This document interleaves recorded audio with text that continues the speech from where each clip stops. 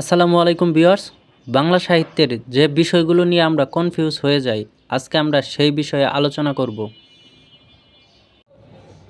মনসামঙ্গলের আদি কবি কানাহরি দত্ত। মনসামঙ্গলের প্রধান বা শ্রেষ্ঠ কবি বিজয়গুপ্ত। মনসামঙ্গলের অন্যতম কবি নারায়ণ দেব।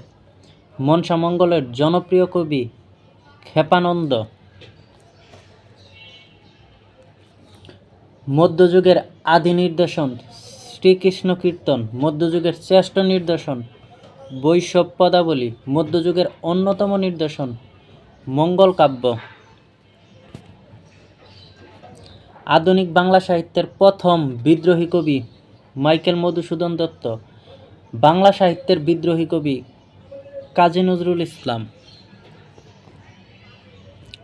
পদাবলীর আদি কবি সংস্কৃত ভাষায় জয়দেব, ব্রজবুলি ভাষায় বিদ্যাপতি, বাংলা ভাষায় চণ্ডীদাস। চণ্ডীদাসের বাপ শিষ্য ছিলেন জ্ঞানদাস। বিদ্যাপতির বাপ শিষ্য ছিলেন গোবিন্দচন্দ্র দাস। স্বভাবকবি গোবিন্দচন্দ্র দাস। চণ্ডীমণ্ডলের স্বভাবকবি দ্বিজ মাধব।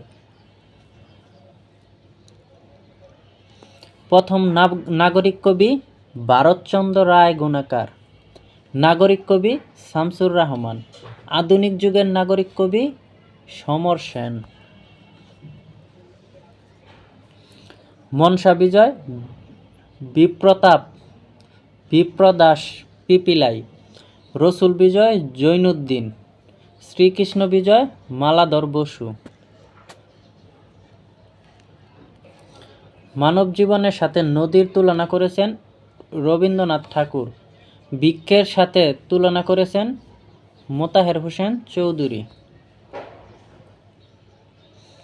পুঁথি সাহিত্যের প্রথম সার্থক ও জনপ্রিয় কবি ফকির গরিবুল্লাহ।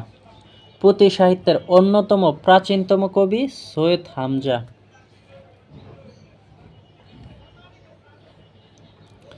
জয়দেব সংস্কৃত ভাষার কবি।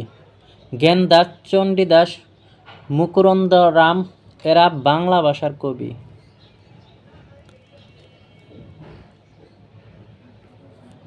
কাসিমের লড়াই শেবরাজ। হানিফার লড়াই আব্দুল হাকিম। গৌরক্ষ বিজয় শেখ ফয়জুল্লাহ। রসুল বিজয় সৈয়দ সুলতান। স্পেন বিজয় ইসমাইল হোসেন সিরাজি।